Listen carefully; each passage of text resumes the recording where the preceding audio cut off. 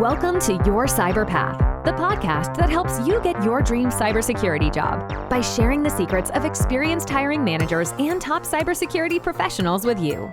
Now, on to the show. And then another thing, you mentioned is, if you don't have a lot of experience, how do you kind of make a name for yourself to be a thought leader? So people start hearing your name and they know who you are, right?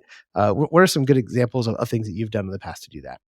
So the best example of this I did was at the end of last year.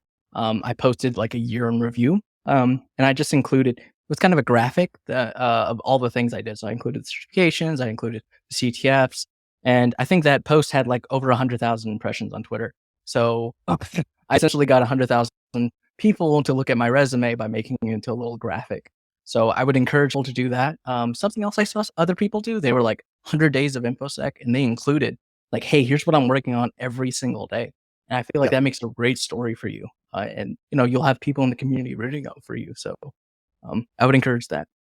Yeah, I'm looking through, your Twitter, and anybody wants to follow his Twitter, it's at White Cyberduck, all one word, White Cyberduck, and we'll put that in the notes as well. But you've got, several hundred tweets in there where you're basically adding value to the InfoSec community. And so people are starting to know you and what you're doing and following you and all that kind of stuff, right? So that helps. I think another thing you could do is blogs, YouTube channels, being at events and industry events. I know, for instance, you met my partner Kip over at Deadwood in South Dakota at the InfoSec conference up there. And, as you guys were there learning more from other people, you're also meeting other people in the industry, and they start to know you and get to know you and like you and trust you and all that stuff, which that will give you benefits. We call that in-person networking, but you could do the same thing online with virtual events and CTFs and working on different teams and things like that. But I think, as you are starting to build up your own personality and name, you want to be recognized as this thought leader. So, having a blog, having a YouTube channel, using a Twitter feed, using LinkedIn posts, whatever it is, pick a channel and kind of build yourself up on that.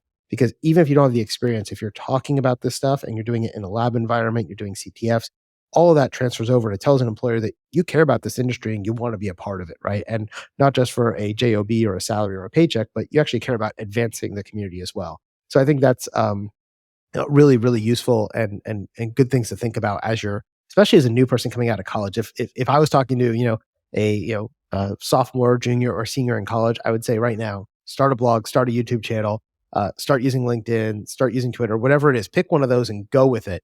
Because by the time you get out after 2-3 years of college and you have this wealth of buildup, employers do look at you online. And when I get a job application from you, I would go and type your name into Google and see what pops up. And in your case, there'll be a lot of stuff that pops up because you have this footprint that you've been building over the last 6, 12, 18 months. So I think those things are really useful as well. And then sorry, go ahead. Yeah, you don't have to go all the way to South Dakota to network. I highly recommend finding a local B-Sides or a DEF CON chapter. I understand, like, I was in that position, like, I didn't have any money when I was trying to break into this field. So, I wish I would have went to my B-Sides. I wish I would have went to my B-Sides Augusta. I went this year. They were awesome. But just trying to find local people is super helpful because, they could be people you hang out with on a regular basis, Yeah, and that brings up a good point, depending on where you're located, right? So you're located down in the Atlanta, Georgia area, and I know that there is B-Sides. There's 2 or 3 of them that happen in Atlanta and the surrounding areas like Augusta, like you had mentioned. I used to live in Baltimore, Baltimore, D.C. area, and we had B-Sides Baltimore. There's also B-Sides New York, which is about a 2-hour drive. So you could drive up for the day, go to the conference, and come back. And it's not super expensive to drive up and drive back. I think Augusta from Atlanta is probably a couple hour drive, so it's not a horrible investment. Going to South Dakota is a little bit harder, right? They also do some out on the coast as well. So they have San Diego. I know they've done one of those last year. I plan on going out to B-Sides, not B-Sides, Deadwood next year. I missed it this year because I was already on travel when I found out the dates, but I do plan on going. And I've done Black Hat, for instance, and Black Hat is kind of stupid expensive, right? So if you're a brand new person trying to go into Black Hat for $3,500 for a couple of days in Vegas, that can be a challenge, right? But if you are in one of the major metro areas in the US, either East Coast or West Coast, there are B-Sides all over the place that you should be able to get to. And another great place you can look is Meetup. Meetup is an app and website that has a lot of different meetings. I know in Annapolis, there was weekly cybersecurity meetings when I lived in that area.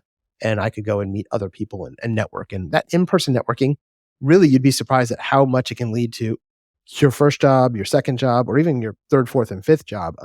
I get a lot of job offers because of the people I've met over the years, and they go, "Oh, I have a new position. Jason, you'd be perfect for that. Let me give you a call." I'm not looking for a new job, so please don't reach out to me. But there are lots of people who are looking for jobs, and being in those places will help put you in the right place.